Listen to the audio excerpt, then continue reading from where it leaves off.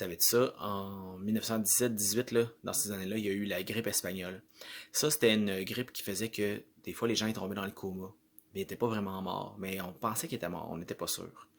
À cette époque-là, c'était tellement contagieux, la grippe, que les corps, on les faisait ramasser par les gros bûcherons du village, qui étaient probablement plus solides que les autres. Ils étaient plus forts physiquement. Fait qu'on se disait, eux autres, ils seront pas malades.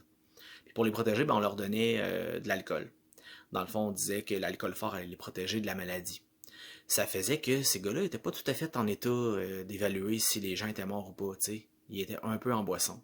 Quand quelqu'un soupçonnait la mort d'un être cher à la maison, il appelait le médecin, le docteur arrivait.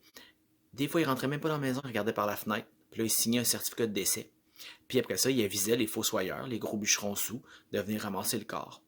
Il est arrivé un cas un peu particulier dans un village. Les deux bûcherons sont arrivés, puis c'était un bébé qui était mort. Les parents avaient le certificat de décès. Ils pleuraient comme des fous, mais il fallait que le bébé soit ramassé. Fait que les deux bûcherons sont rentrés dans la maison. Puis il y en a un qui a regardé le bébé et qui s'est dit, il me semble que il a pas l'air mort, cet enfant-là. Fait qu'il a dit, hey, on le ramasse pas, lui, il est pas mort. Puis là, l'autre bûcheron dit, ben oui, il est mort, regarde, on a un certificat de décès dans les mains. Puis là, ils ont commencé à s'ostiner, ils ont commencé à se battre, à se taper dessus.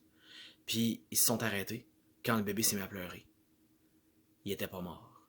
Il était peut-être juste un peu tombé dans le coma. Puis le médecin n'avait pas trop vérifié. Parce que le médecin voulait pas être contaminé, lui non plus. Fait qu'il voulait pas toucher au bébé pour vérifier s'il y avait un pouls puis tout ça. Fait que le bébé, ben, il était pas mort. Mais il était mort. Officiellement, cet enfant-là, il était mort. Il y avait un certificat de décès qui avait été signé. Mais cet enfant-là, il a survécu à la grippe espagnole. Il a grandi, il a vieilli. Un jour, il a eu un permis de conduire, puis une carte d'assurance maladie. Mais à quelque part, c'était quand même écrit qu'il était mort.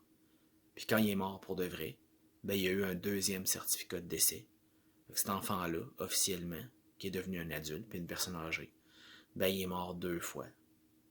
Si tu as le goût d'autres histoires comme ça, ben, visite ma chaîne ou viens sur mon site mathieuauteur.com.